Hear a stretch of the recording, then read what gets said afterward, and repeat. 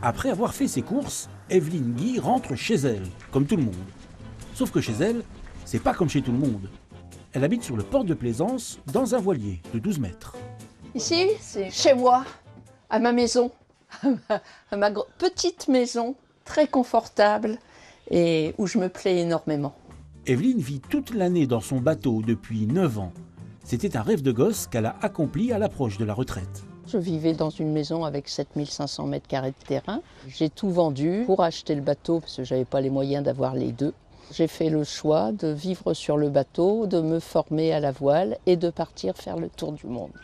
Mais la maladie a rendu inenvisageable ce tour du monde. Qu'importe.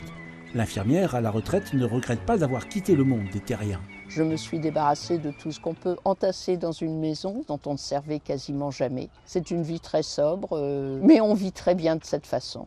Et vivre sur l'eau en permanence ne veut pas dire vivre coupé du monde. Vous en voulez un café? Moi non.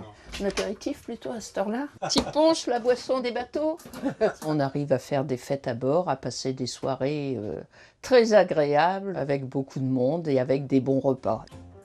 Pour le quotidien, la capitainerie fait office de cordon ombilical avec la terre. C'est là qu'il faut payer l'eau, l'électricité, récupérer le courrier ou faire la lessive. Mais elle revient vite sur son bateau, même quand ça bastonne.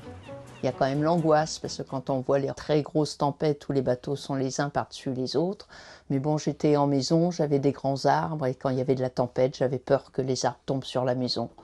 Donc c'est une autre crainte, c'est pas la même, mais c'est la vie. Evelyne profite de son bateau en mer plusieurs fois par semaine, mais jamais seule. Au Havre, ils sont une cinquantaine à vivre à l'année sur leur bateau.